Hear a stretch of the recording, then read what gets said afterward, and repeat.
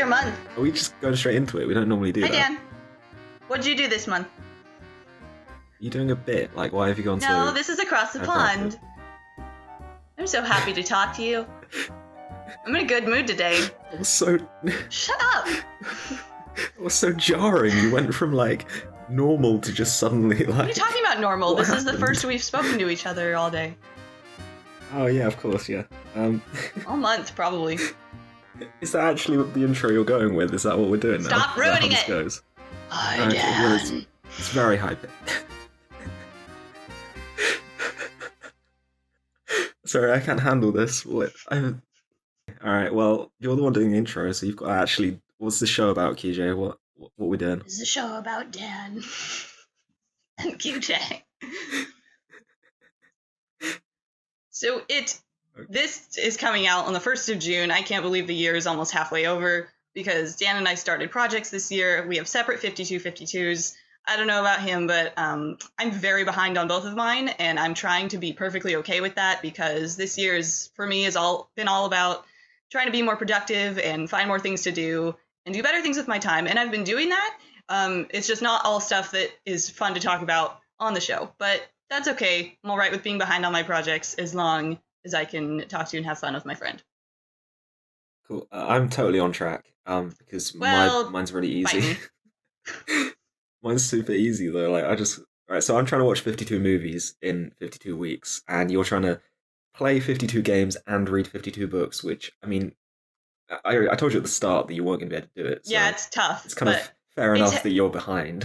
And I'm glad that we're doing recordings about it because it's helping push me, because if I don't play or read anything, then I'm not going to have anything to talk about. This month, actually, I watched quite a few movies, and I thought to myself, I'm doing a lot better on Dan's 52 than I am on my own. Amazing. That's just too good. Mm-hmm. I haven't read any books this year, and I've played like 2 video games, so I'm not beating you on yours. That's good. At least I have some success. So yeah, that's fine. So we normally kick off into video games at the beginning, so take it away. Okay, we can do that. So after like a year, I finally finished Pokemon Heart Gold, and I put this game down for so long because, I don't know, I got busy, and then I got stuck, and I had to use a guide to get out of my stuck place, and I just didn't want to deal with that, so it took me forever to pick the game back up. But I love Pokemon. I've been playing it since I was 9 years old. It's just always been my escape, because people were mean to me in junior high, so I just played Pokemon.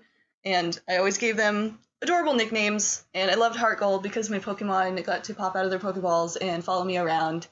And I don't really know what to say about the game. I mean, most of them are pretty similar to each other. I really enjoyed it. So I'm just going to tell you about all the nicknames of the Pokemon I had in my party. The first one was, my starter was a Cyndaquil, which I named Richmond, from the character from the IT crowd that I have a huge crush on. But I ended up not keeping him because I found a Growlithe, and I named it Bowie because I love David Bowie, and I was absolutely heartbroken when he died. You don't even understand. It was really sad. So I'm glad I named my flaming puppy Pokemon after him. Let's see, I had a Sandslash. I almost always raise a Sandslash because they're little hedgehogs, and that's my favorite animal. And I named her Minorin, which is a character from a manga and anime called Toradora, which is really good and really well written. And it's really short, too. So anyone out there, that's a good anime suggestion. I had an Espeon, which took me forever to evolve. I had to run around with an Eevee and get all its friendship points up and evolve it a bunch of times and like put this bell around its collar that made it happy and never let it faint and evolve it during the day. And that took a lot of dedication, and I was proud of myself. My Espeon's name is Ninja Brian. And and I had another Eevee that I evolved into a Vaporeon. That is my favorite evolution, and I named the Vaporeon Pangerbon.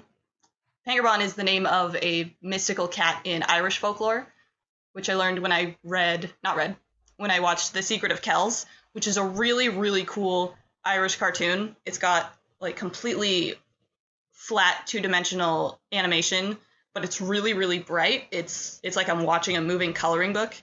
And it's a really neat story about Irish folklore. Oh, I finally caught and used a legendary Pokemon, which I rarely ever do, but for most of the game I only had 5 useful Pokemon in my party, so by the end I used the Ho-Oh that I caught, and cool. I named it Rainbow Dash. Because why not? Oh no. Oh no. No. Yes. And then the 6th one, I honestly can't remember this Pokemon's like the name of this Pokemon breed. It starts out as Make it up. Make up one. Everyone will be fine with it. Just roll with it. Just say whatever you think it is. The name of the Pokemon is called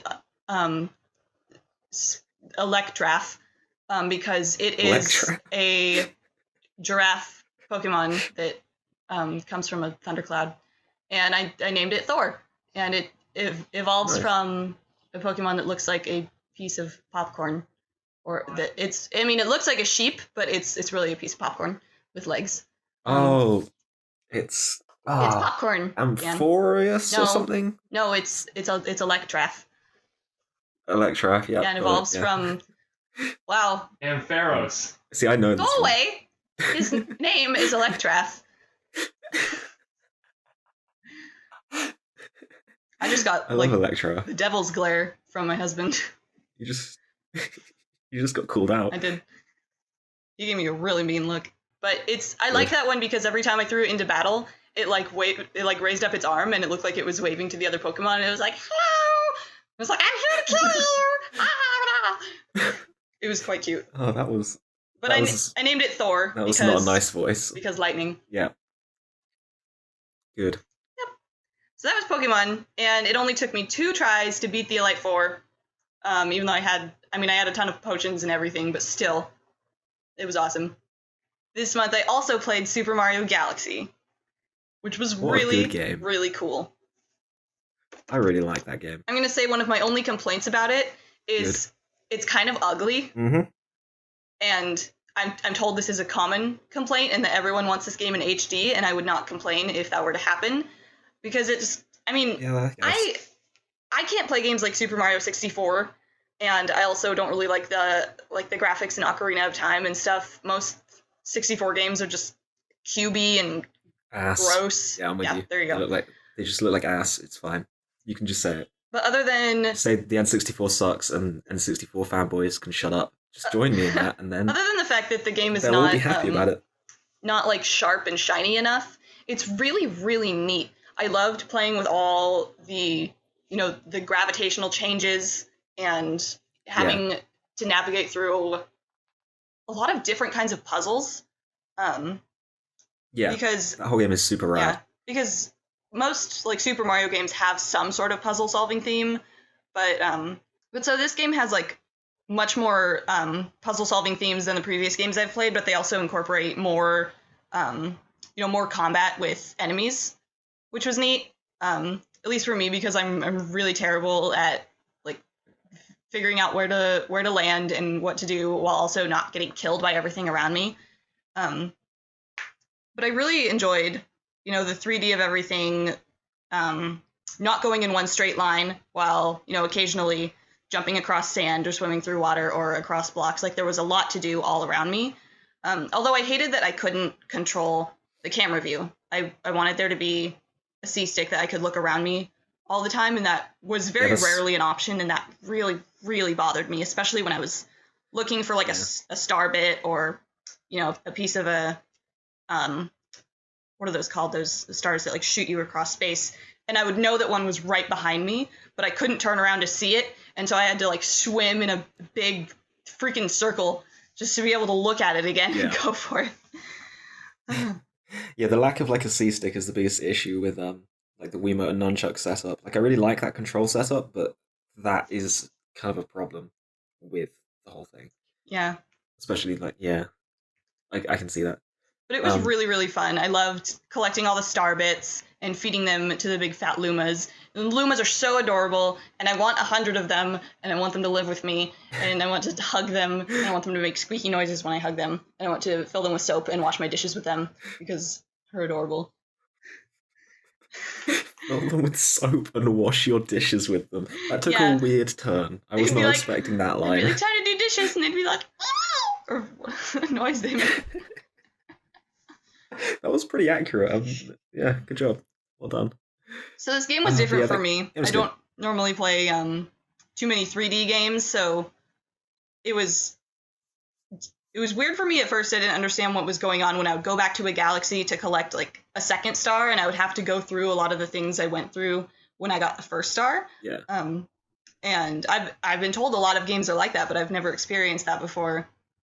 I also had, the experience of going back to the base where you can go to all the separate galaxies and talking to Rosalina and having to figure out, how to navigate that, which is probably really simple for most people, but I kept getting lost just on the base where, and I would fall off it all the time.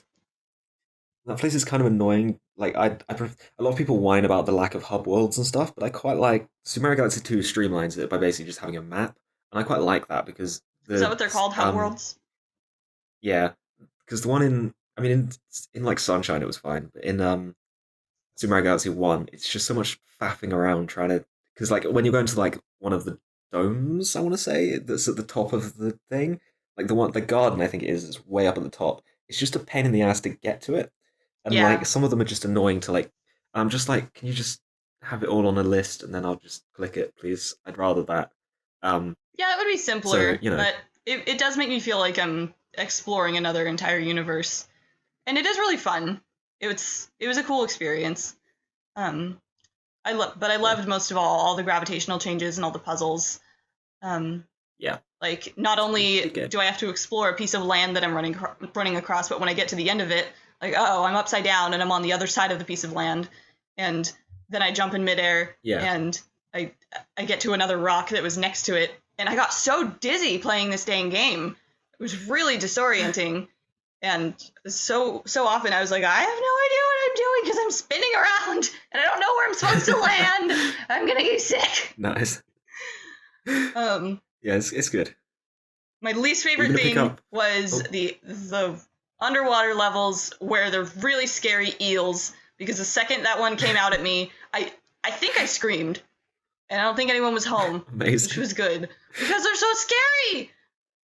Couldn't stand it. And then there was a level where it was chasing me, and I had to throw it like a turtle shell at it, and I was really scared. Oh, I think I know the one, yeah. Oh, poor you. Poor me. I think I know the one you're talking about. Yeah. But you're gonna play the sequel. Probably not right away, because last time I played Super Mario 3D Land and World back to back, I got really tired of it, so I'll probably wait a little bit. Yeah, give it a bit. Mm-hmm. Pick it up. It's fun. Yeah.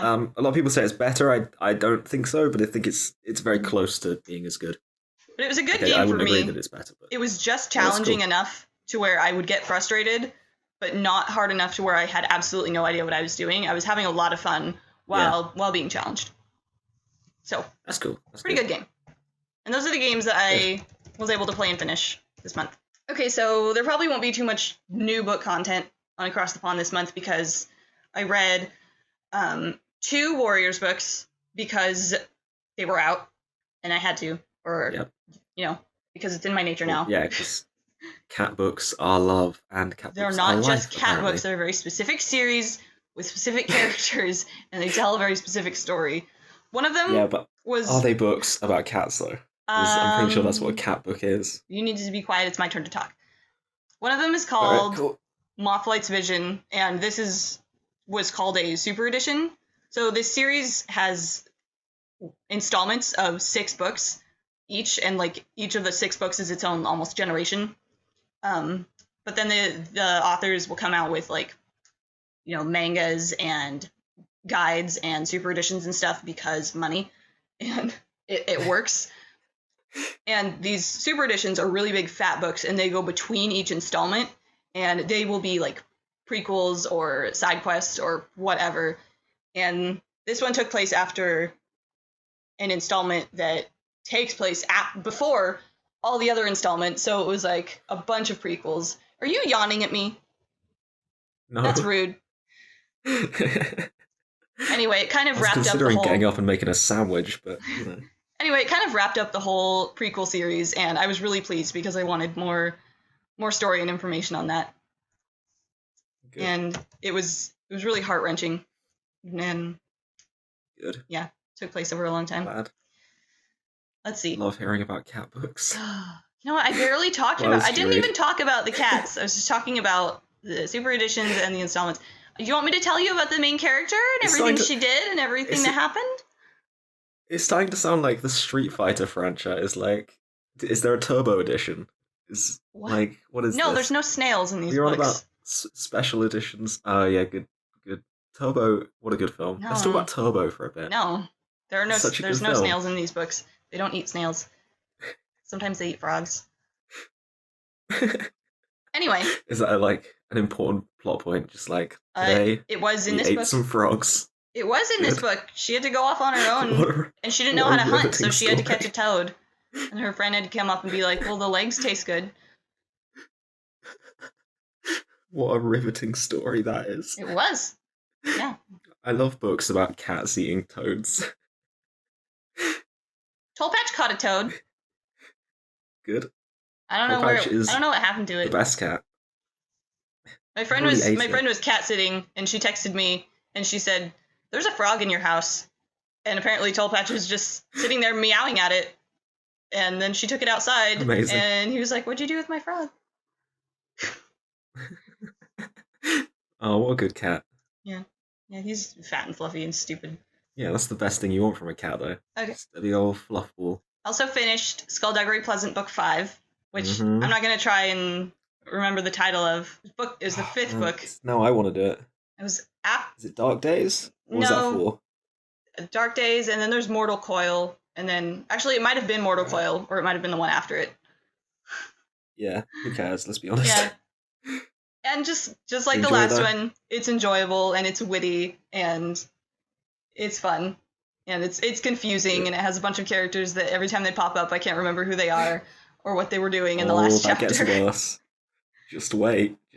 But I like the story series. And I enjoy the main characters very much. Yeah, it's a good series. I enjoy it. Something else that I read this month was one of the first Batman comics that I've read, the first and only Batman comics I've read, and it's called The Long Halloween.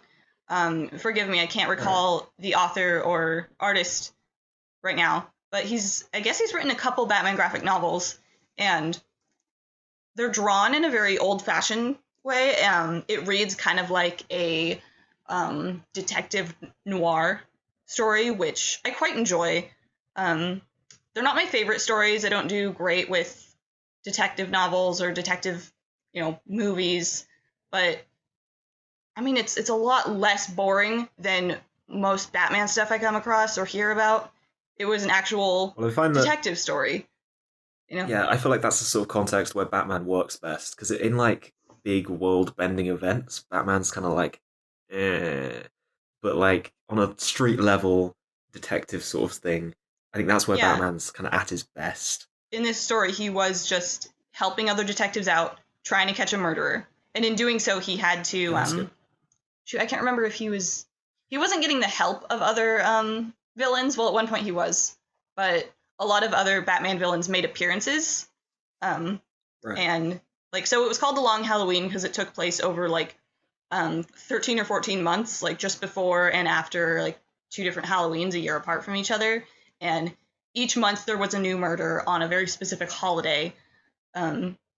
And Calendar Man. I'm calling it now. It's Calendar Man, isn't it? No, Calendar Man was in jail, and they had to seek the help of Calendar Man. And they were like, he's doing this because of calendars. And he was just like, 30 days have September, April, June. I love Calendar Man. He's hilarious. Like, what kind of villain is that? Does he just like go in people's houses and check off a few boxes so that people forget what day it is? And then it ruins their week? No, like, isn't his whole gimmick supposed to be that he kills people on specific days, which is why I thought it was going to be Calendar Man, but that's a twist. It not being Calendar Man. I suppose. Ooh, threw me for a loop. It was a cool twist near the end, what the ending was. I'm not going to spoil it. I probably won't read it, but like, don't spoil it. I might someday. Oh. But I liked it. I liked reading an actual Batman detective story, and I'd like to try out more of this author's Batman stuff, because I would like to stop being completely sick of Batman. Nah, I'm cool with being sick of Batman. Okay, that's fair. I'm stubbornly staying there. Like, Screw Batman. Screw Superman. Screw Zack Snyder. Screw that stupid movie. Ugh. Oh, why did I let you come back We to that? doing? I know, right? We're doing comic books in this section. Can we really quickly talk Yes. about Paper Girls? Oh, yes, let's talk about Paper Girls. What? What? Like that? What? What do you mean, what? You didn't like it? That whole volume 1, it was great, but like, I'm so intrigued by that whole story. Like, me too. I don't like what is happening there. I love the premise. You know, just a couple preteen girls with a paper route, and they're just living their lives, and all of a sudden, aliens. Time travel, aliens, pterodactyls. What? Oh, it was so good. I loved it. Mm-hmm. I don't think of other. Oh, I read Giant Days Volume 2 this month, which was nice. You know, finally. The best. I love Giant Days. Giant I know, Days it took me so long to get a copy. Giant Days is the best. So yeah, have you read any other books? Yes. Good. What else? I don't know. Well, we're into comic books now. Let's see what. All right. Any other comic books you wanna? I finished Volume 3 of Rat Queens. Oh, yeah, Rat Queens is good. I like that volume. Rat Queens is really cool. Enjoyed it. It's consistently like an enjoyable series, and I like all the characters, even though they're all kind of really hateable. Yeah. I'm trying to remember my thoughts when I read Rat Queens. Like the story is always really capricious, and like I feel like goes so many places that it's really hard to predict. But I kind of like that. Yeah. Because it's similar to. It just ends up throwing you for a loop a whole bunch. It's similar to Giant Days, actually, is where you just read it and you're just like, it's really just people going about their life. There's no, crazy plot that you have to predict or like get some sort of message from. It's just here we are living our lives and saying funny things, and there we are. I feel like in Rat Queens there kind of is more of a giant plot than Giant Days, because Giant Days is just like one of the arcs is There's more of a plot in Rat Queens than Giant Days, yes, but yeah, it's true. It gives me a similar feel. Yeah, it's true. Giant Days is relaxing once I realize that I don't have to figure out what's going on and just enjoy it. I'm like, all right, this is wonderful. You just roll with it, You're just like, oh, they're just doing the stuff. Yep. Just doing whatever. It's nice. It's real good. So you're done with books then? Yes. Or have you remembered the mystery book that you just randomly forgotten? No, I remembered it. It was Skullduggery. Oh, okay. Can I do films then? Yeah, let's go for it. I have films too. I'm going to annoy you this month. I'm going to really annoy you this month. But before I annoy you, Captain America: Civil War, which I've seen twice. I saw it like the day after we recorded the last episode. It's been a while since I saw it, but that movie is the best. Just about the best. I still haven't had a chance to see it. Okay. I'm not going to do any spoilers. I'm not going to talk about it that much because, let's be honest, if you've seen Captain America: Civil War, you know why it's good. And if you haven't, go and see it. It's great. The whole movie is excellent. The airport scene, if you've seen the trailers, you know there's a scene in an airport. That scene is so good. It's so good. It's so good. All of the characters they introduce. Good. That airport gets blown up a lot, so you'll be happy. I don't want to go into an airport now. Well, no, it doesn't get blown up by it's evacuated, and then they superheroes blow it up while fighting. It's pretty good. All the characters they introduce are really well done. Like Black Panther is amazing in that film. There's a scene right at the end where Black Panther has a genuine, really good moment that I'm not going to spoil. That's just perfect. Spider-Man's really good. Spider-Man's just a cameo, really, because he just shows up for one scene and does some cool stuff and then goes. But he's still kind of really, really in depth, and he's hilarious. Nice. He's a great comic relief. Ant-Man is amazing in this movie. He's just so good. I would say Ant-Man's one of the best parts of this movie. Falcon is even better than he was in Winter Soldier, which is saying something because Falcon's the best. Just overall, this whole movie is excellent.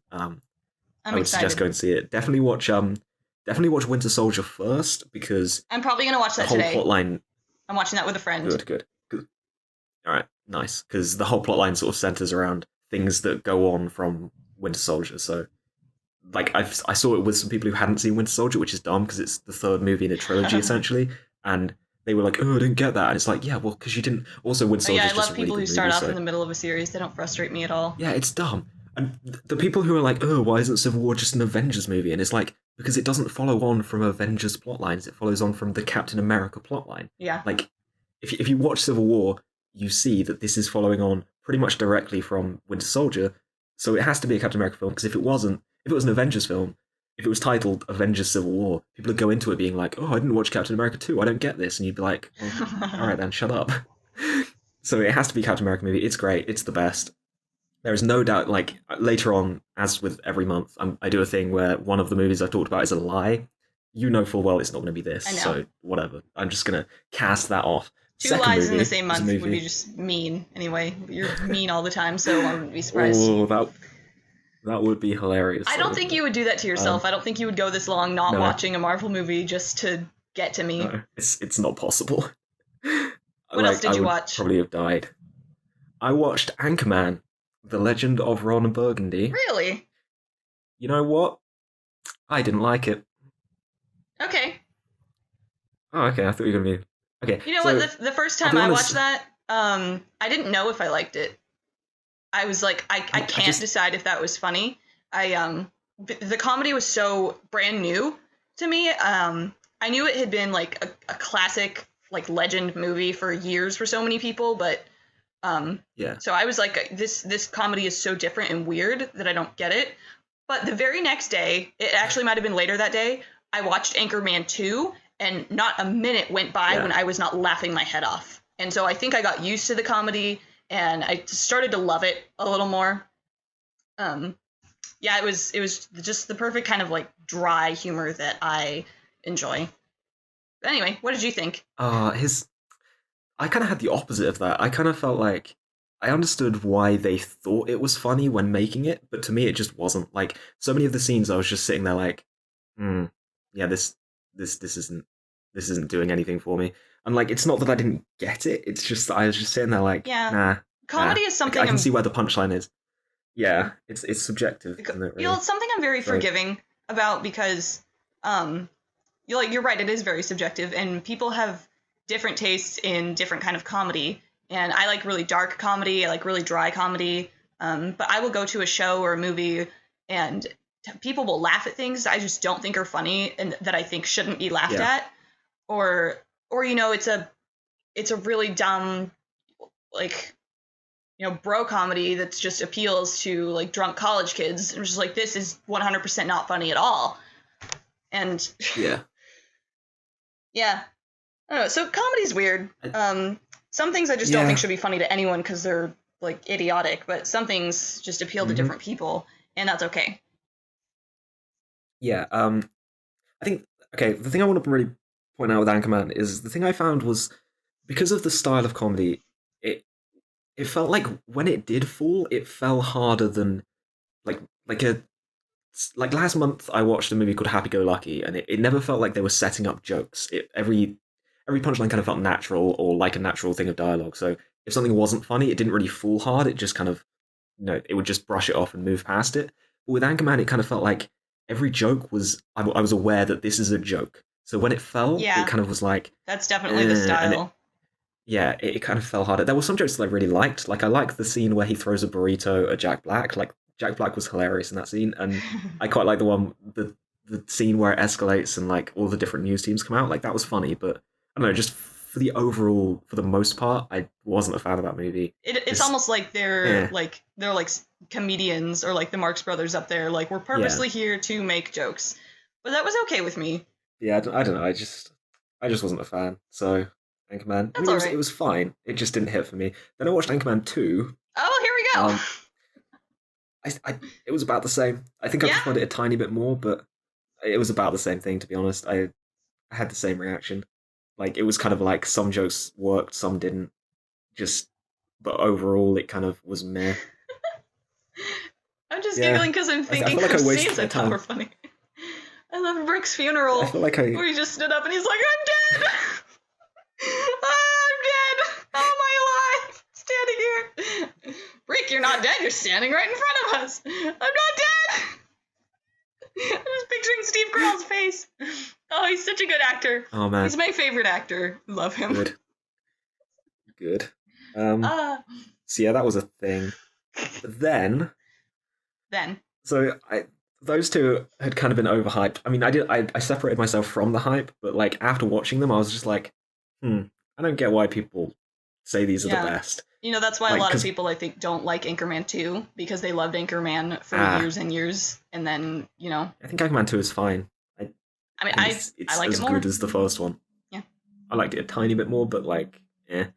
So then I went into a movie that I knew nothing about, a movie called Predestination, suggested to me by Voyager G0, who is currently winning the suggested movie competition that I've suddenly decided is a thing, because that movie was really good. Like, Pre-Voyager Zero. It's one of those movies where if you go in knowing absolutely nothing, it becomes just, it's amazing. Like, the plot line is, it's almost confusing in its presentation because it keeps throwing you for loops, and it's basically the story of someone who's involved with time travel, but not like a big sort of high concept sci-fi time travel. It's more on a personal level and how it affects them and their life, and it's just this one life story that is incredibly well shot. It's intriguing the whole way through. You're just like, I need to know where this is going. It's really well directed and well acted, and just in general, like, it's a really good movie. I can't really. I don't know. I don't know the actors' names. I didn't look it up. I'm sorry. I don't think it was anyone I recognized though, but it was good. It was a really good movie.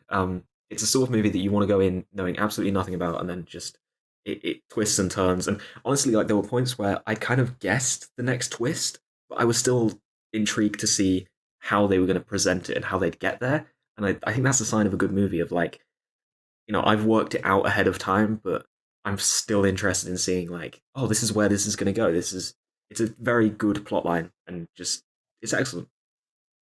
Really enjoyed it. That's cool. 10 out of 10. I think I saw that suggestion in the comments, and I think I thought it was a video game. It sounds like Predestination does sound like a video game title, doesn't it? Yeah. I mean, I thought it was going to be like an action movie, to be honest, and then it wasn't. So I was just completely thrown for a loop, and the whole thing took me by surprise and was just way better than I thought it was going to be. So well done, Voyager. You win. You officially win. The next movie I watched, you're not going to be happy about this. I'm not going to be happy? You want to know why? No. Teenage Mutant Ninja Turtles, Teenage Mutant Ninja Turtles, Heroes in a Half Shell, Turtle Power. Half shell? Oh. They're only in half a shell? Turtles, bro. Why would they only be in half a shell? Shut up. How do they survive if they're only in half a shell? Just because they, like, are not completely encased in their shell and they have their limbs and their head outside does not mean it's half of a shell. Oh my god, QJ, please. Stop. Stop being so cynical about Teenage Mutant Ninja Turtles. Alright, so... that's a weird phrase. What else did you watch? I watched Teenage Mutant Ninja Turtles. Let me finish. Yes, I did. That's already my guess. It's the 2014 Teenage Mutant Ninja Turtles movie, which... Okay, so, history. When the very first trailer for the sequel came out, I watched it like as a lol, this is probably going to be bad thing. And the trailer is incredibly well cut, so me and my friend were just like, why does this movie look good? Because it does. The sequel looks really good. It looks fun, right? And we were joking about going to see it for so long that we've reached the point where we both are going to have to go and see it at some point. And that meant that I had to watch the first one, which I did, and I really enjoyed it. I really enjoyed Teenage Mutant Ninja Turtles, produced by Michael Bay, with Megan Fox. I don't believe you. Do you want to know why? Why? Because it's really fun. Is it? Alright, so I think movies should be judged based on whether or not they achieved what they intended to achieve, right? So, like, Anchorman intends to be funny, so I'm judging it because I don't find it funny, I'm judging it on that. So, to me, Anchorman is mediocre based on my opinion of it not being that funny. Predestination aims to have an intriguing plotline and just be a well-shot artistic movie. It does exactly that. Teenage Mutant Ninja Turtles aims to be fun, and it's so perfect in its funness, right? Everything about this movie is fun. It's enjoyable. It's funny. It entertained me the whole time. It has this positive energy and a lot of charm. The Turtles themselves are great characters. I really enjoyed it. I thought it was fun. It was real fun to watch. The action is cool. It's well done. The CG's fine. People said the Turtles look ugly. I disagree. I think they look fine. I think the CG is great. I just really enjoyed it, QJ. I really enjoyed Teenage Mutant Ninja Turtles. I don't believe you. I mean, fine, but I did. It's good. It's really fun. It's really fun, QJ. Okay. All right, so then this is the last one.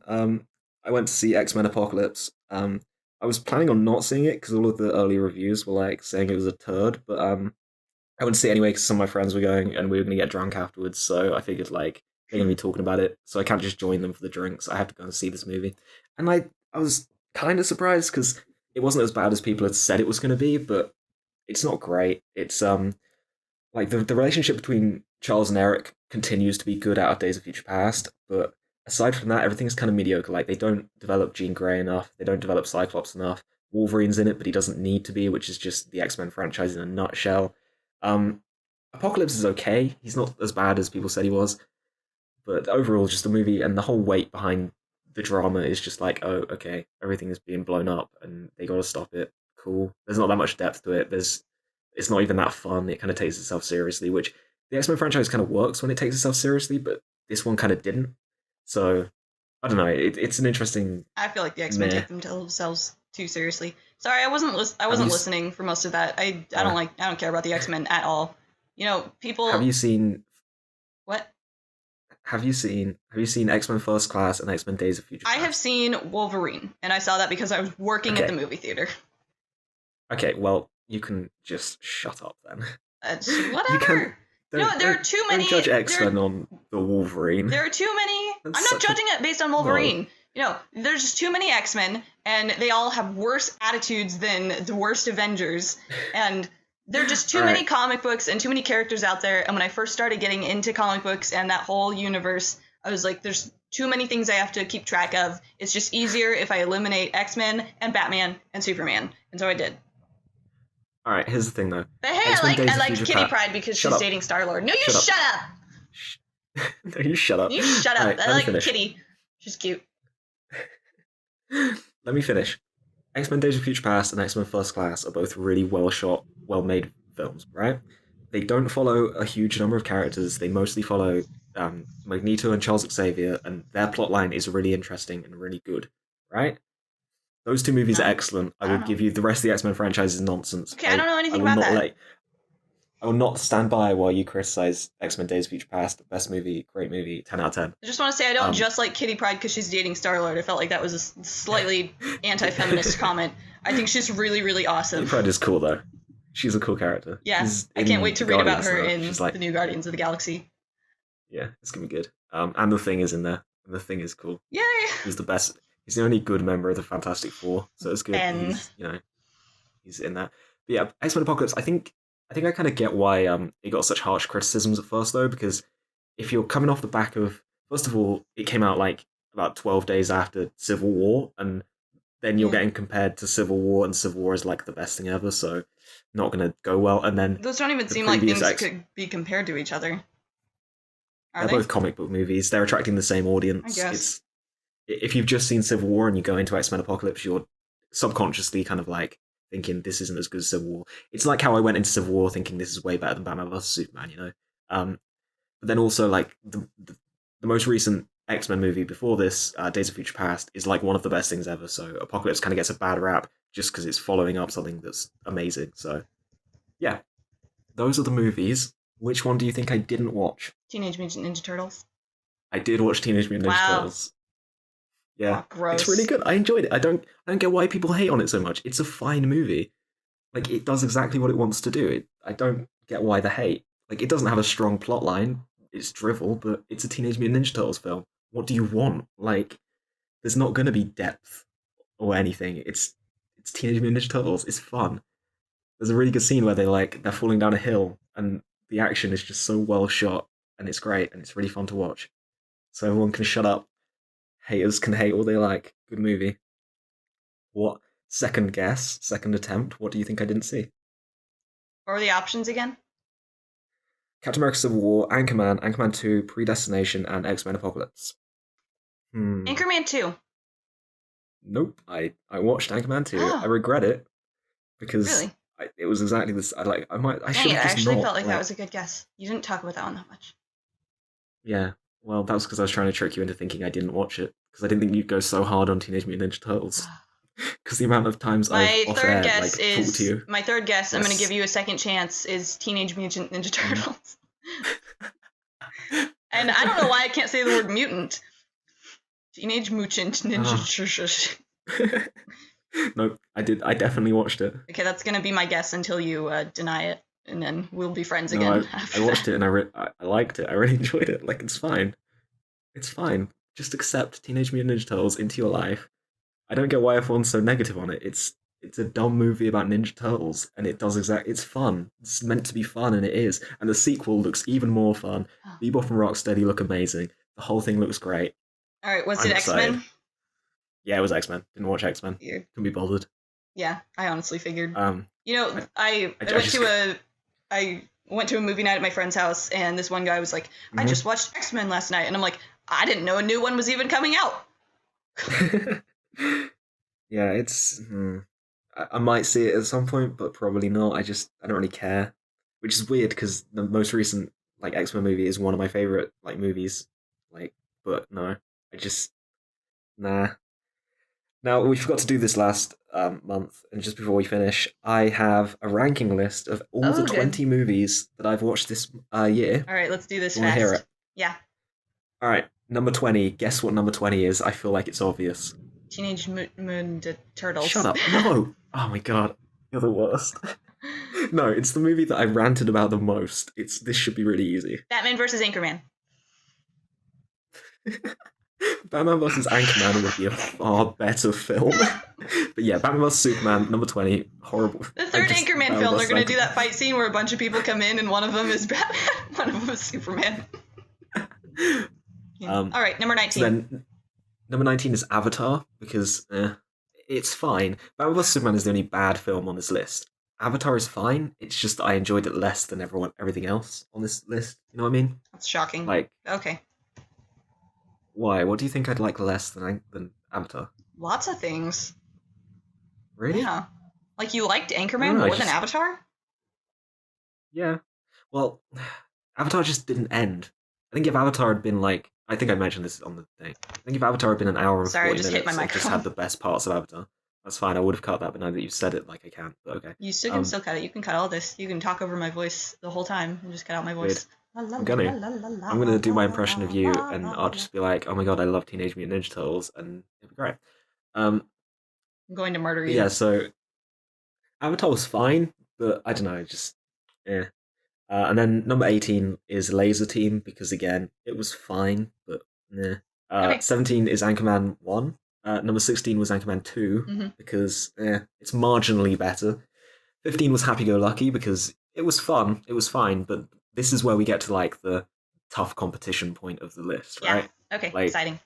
This is the hard hitting.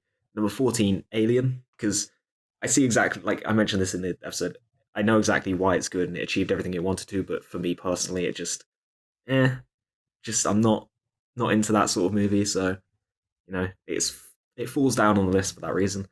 Number 13, Fantastic Mr. Fox, because good movie, not as good as the other ones on the list. Number 12, Attack the Block, because it was a good movie, but not as good as this is how it goes. Attack the what? Attack the Block. I don't even remember you talking about that. I didn't talk about it for very long, because it's just a good movie. There's not a huge amount to say about it, really. Okay. Number 11 was Turbo. Just take a minute there. Turbo, best movie. Okay, let's keep going. Number 10, guess what number 10 is? No. You should know. I don't remember what you read.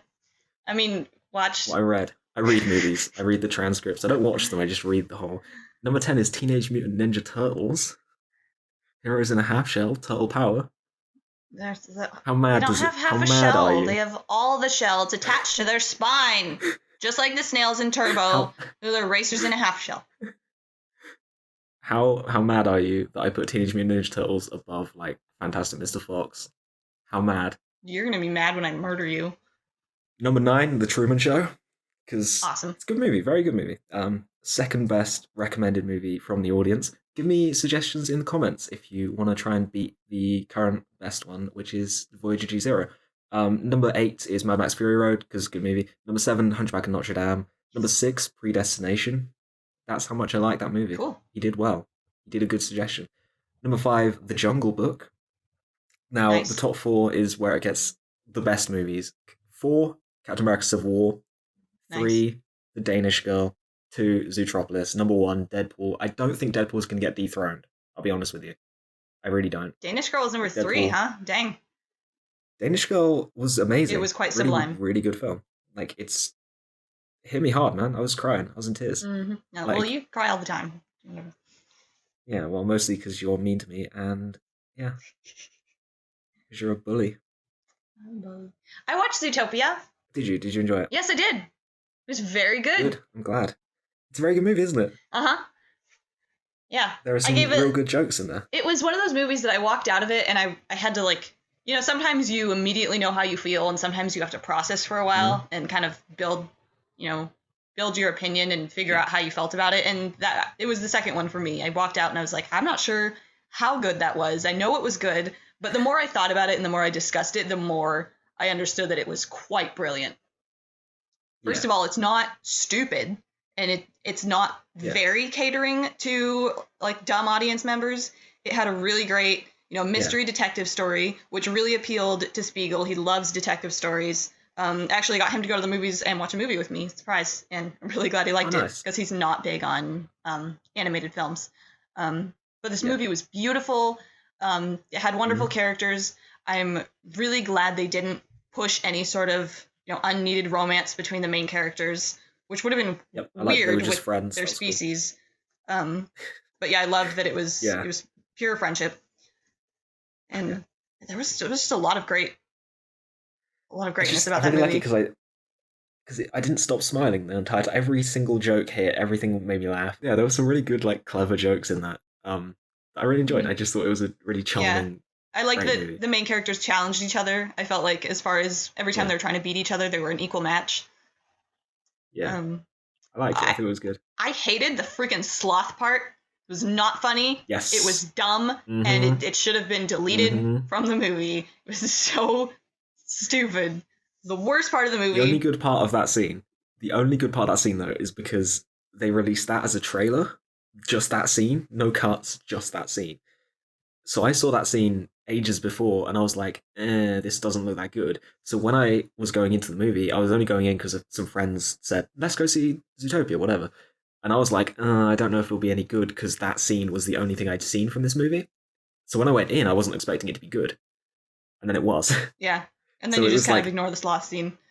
Yeah. It was It's really relatable to real life, though, because if you have ever been to the DMV, it is kind of like that.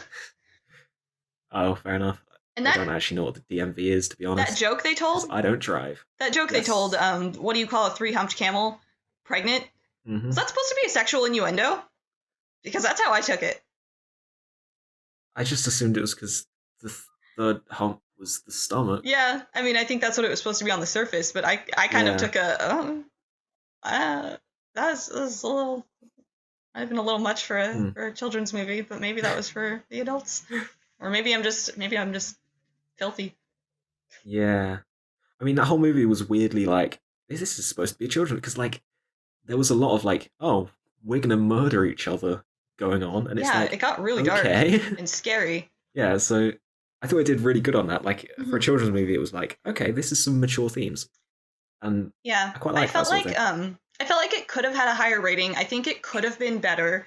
The ending, I felt, catered a little much to the whole, everything's wonderful because we can be anything we want to be ever. And it's just a little too much of, like, follow your dreams, kids, anything's possible. And I feel like that's just a little too, fantastical and dreamy.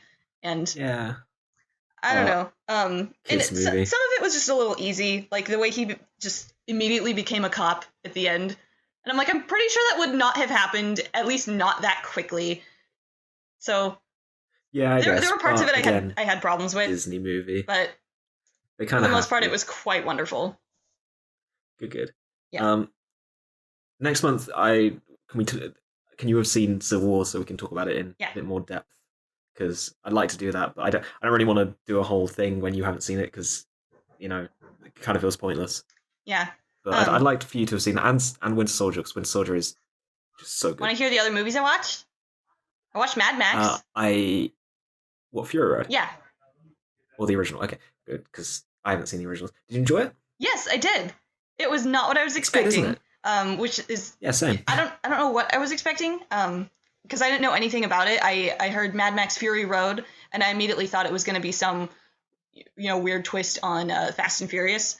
And it was vehicles going fast all over the desert, but there was a story behind that and a mission behind that. Yeah. And it really, really grabbed my heart and like wrung it like a rag, like when you wring a rag out over the sink, and it hurt. Yeah. It was because there's this really good feeling of like hopelessness and yes, like all those that's the themes exact in there. word. Because so the people she was rescuing them essentially from sex trafficking because they were being used for their reproductivity, and that really hits home for me because I do volunteer work at a coalition that does awareness and prevention for human trafficking, so that stuff weighs very heavily on my heart. And the scene where one of the girls like gets out of the vehicle and she tries to run back, and she's like, "Oh no, he'll forgive us. I know he will." It really hurt me because I know that that's a very, very real thing in the world, and I know that's how a lot of victims feel, and it's hard for them to escape from that.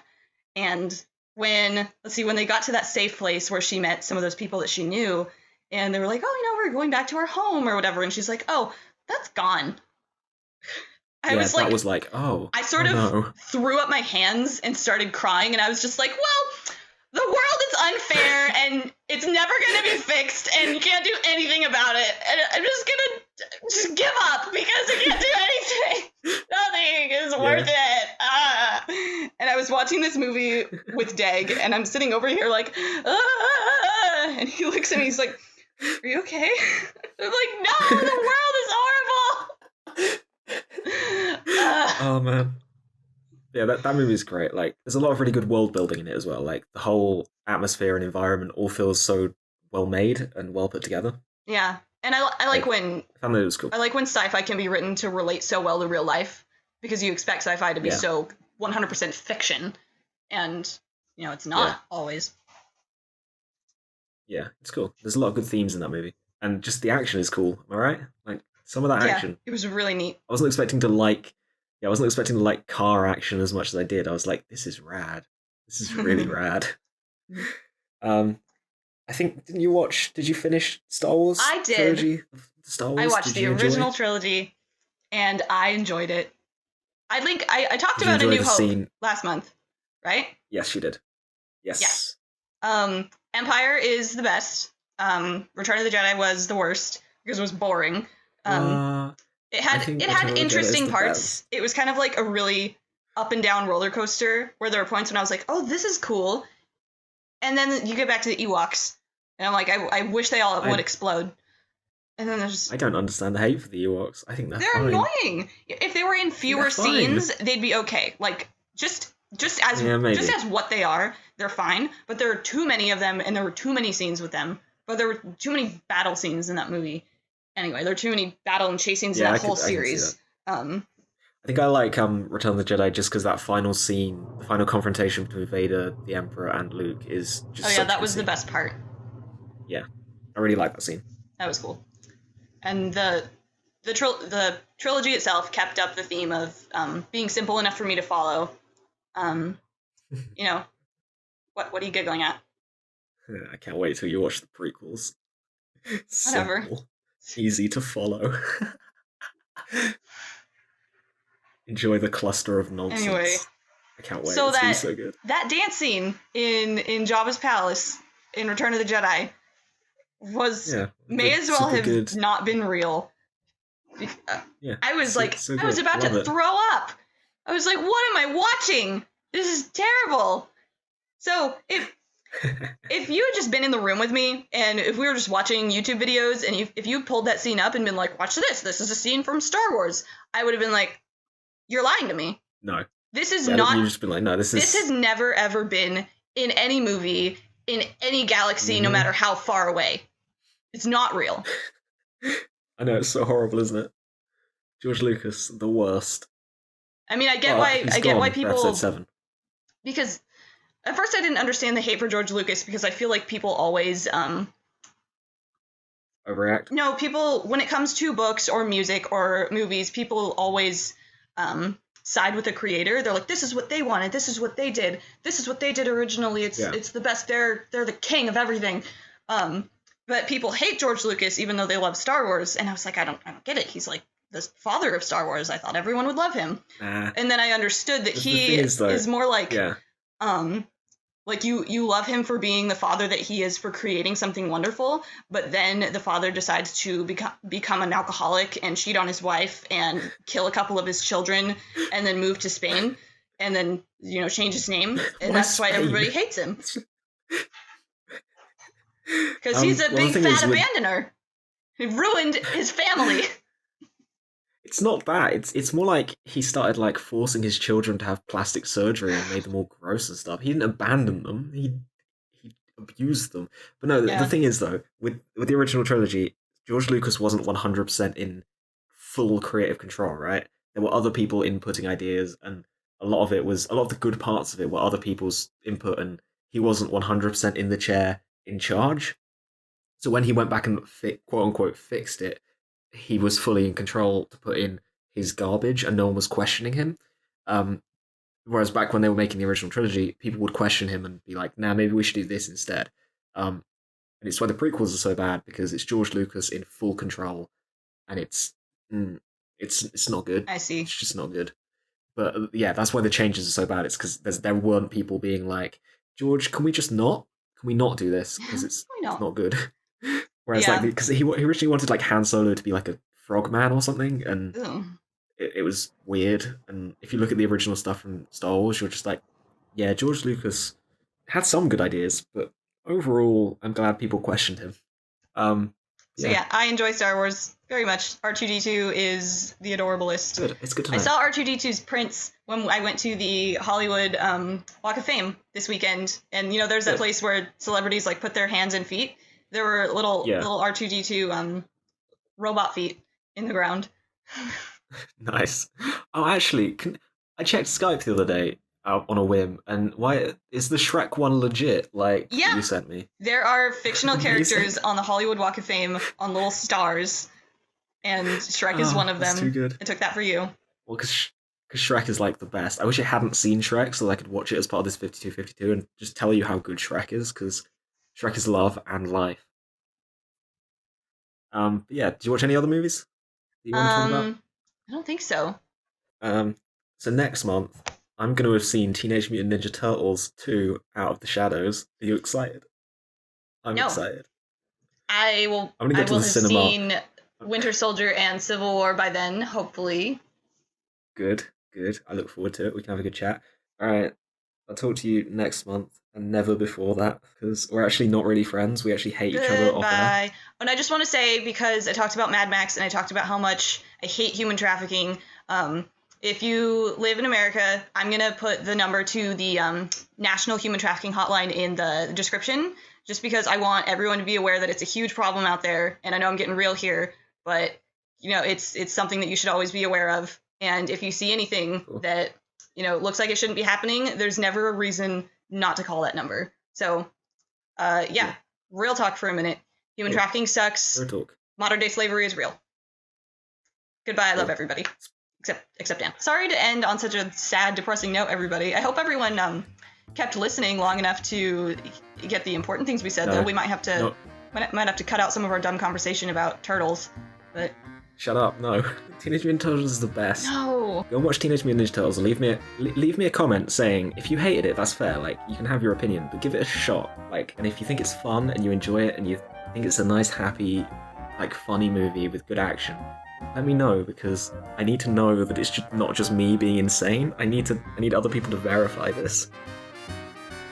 Okay, bye.